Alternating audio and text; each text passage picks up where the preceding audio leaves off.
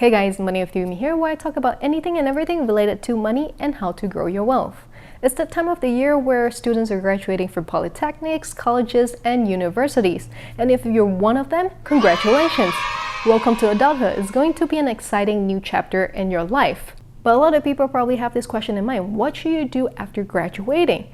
And there's so many decisions that you can take, like traveling, probably not a good idea in this coconut pandemic, taking a gap year, starting a business, or going back to school to further your education, like taking a master's or a PhD. But of course, the majority of you will be going into the labor workforce. Adulting can be simple if you do it right, and I'm going to be sharing with you 3 things I did right after graduating from college, and maybe these are the things that you should be doing too, if you haven't already. The first thing to do is to create a budget. It sounds so simple, right? But I still don't get why many people are not doing it. You need to know where every dollar is going so you can control your expenses and maximize your investments. Because the number one truth that no one is going to tell you is that your traditional 9-to-5 job isn't going to make most of you rich unless you climb the corporate ladder and somehow end up as a C-suite executive, a CEO, CMO, CFO, COO, or a partner of the company in your 30s, 40s, or 50s if, of course, you're lucky. And yes, you can get rich as an intrapreneur, which is what C-suite executives are, but the reality is most of you are going to start working from the bottom, mostly entry-level jobs, right? And most of you are not going to start at a managerial position, so your starting pay is not going to be like fantastic. According to this article on Straits Times, the median salary is $3,700, but I'm going to use $3,500 because 1, I know a lot of millennials in their late 20s, early 30s who are not even making $3,700, let alone fresh grads, right? And 2, it's easier to do CPF calculations. Hold up. I want to point out that just because you may have a lower starting pay than the median salary or a salary that's lower than your peers, it doesn't mean that all hope is lost. That's game over. Because it is not. Like I've mentioned in my previous videos, I know people who are making 6 figures a year and still living paycheck to paycheck. And I know some people who are making more than like minimum wage at about like $40,000 a year and still manage to retire in their 40s. And they manage to achieve that by budgeting. So with $3,500 after CPF contributions, your take-home pay is $2,800. Now, $2,800 doesn't seem like much right now, but it will in the long run. Let me break it down for you so you have a better idea of what I'm talking about. We're going to start with a 50% savings rate right off the bat, and as you make more money, you can adjust that savings rate to a higher percentage. Starting with 50% will force you to live within your means. A common mistake that most people make is they will spend first and then save whatever money they have left over, right? Sounds familiar? So 50% of $2,800 is $1,400. And you can do this with any starting salary. Just take 50% of your net pay or take-home pay, and with this amount, you would have to either save and or invest the money. And the way you decide if you should save first or invest first is simple. For most people, the first step is to save up enough money for an emergency fund, which is about 3 to 6 months of your current expenses. So obviously, you would need to know what your expenses are. How much do you spend each month on food, traveling, entertainment, or maybe you have debts like student loan debts. If you have a student loan debt or any other bad debt like a credit card debt that has more than a 4% interest rate, make sure you pay that off first, okay? So let's say you have a $30,000 student loan debt at an interest rate of 5%. Once you have saved about 3 to 6 months worth of emergency funds, instead of setting aside more money towards saving, pay that $30,000 student loan off first. $30,000 divided by $1,400, it'll take you about 2 years to pay it off. Ideally, you'll want to be free of bad debts at some point of your life, and some of you might even want to put half towards the loan and half towards investment. That's completely fine too. You'll have to see what you're comfortable with and what your financial goals are. And now you're left with the other 50% of your take-home pay for all of your expenses. And all of them have to fit into this amount, and in my example, it'll be $1,400.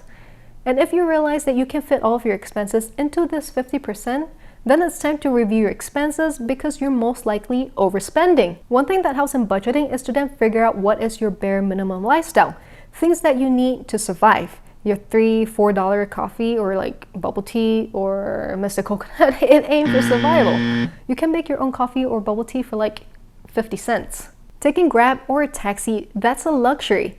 A monthly concession pass for both bus and train is $90.50, and even if you don't have a monthly concession pass, A bus ride is about $2 to $3 per ride, while Grab or taxi may cost $10 to $30, especially during peak hours. That's a 5 to 10 times difference. Many people I know, and I'm sure many people that you guys know as well, are living on an inflated lifestyle, much more than they can afford. Whatever bonuses they get, they spend, and if they get a pay raise, suddenly they're spending more each month. And don't get me wrong, it's completely fine to self-indulge once in a while, but you have to be conscious about what you're doing and actually be okay with it. Like for me, I don't really shop, probably only a few times a year, but I'm willing to spend on food, even if it's like $400 to $500 per person, because that's my soft spot.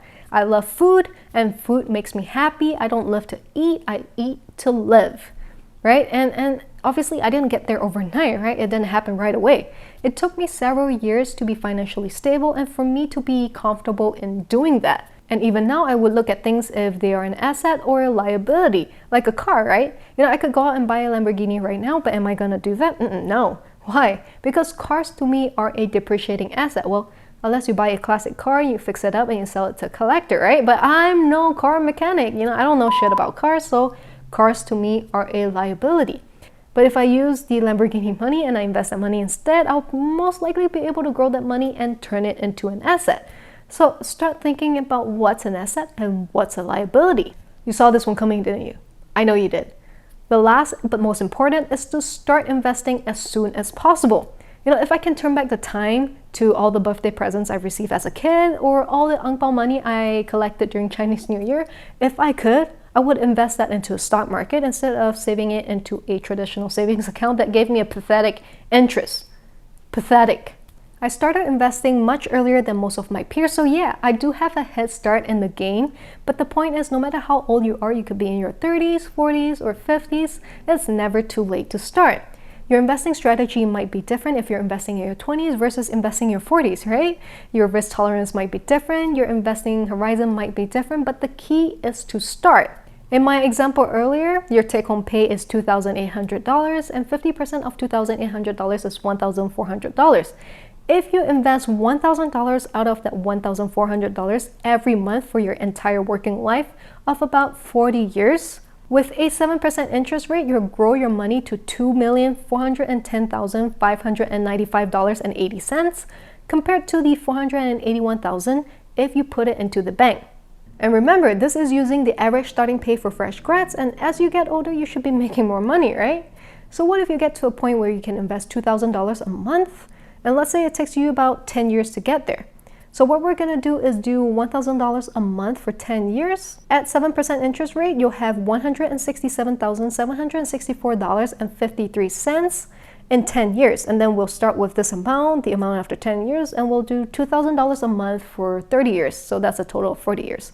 After 40 years, you'll end up with $3,544,125.26 versus $887,764.53 in the bank. That's almost a 4x difference. And if you can invest more each month consistently, you'll have a lot more money than my example. And for most people, I'll recommend starting with robo-investing since it's a relatively brainless method for anyone and everyone, even if you have zero knowledge about investing. All you have to do is to set up automatic deposits every 2 weeks or every month, and the algorithm will invest the money for you.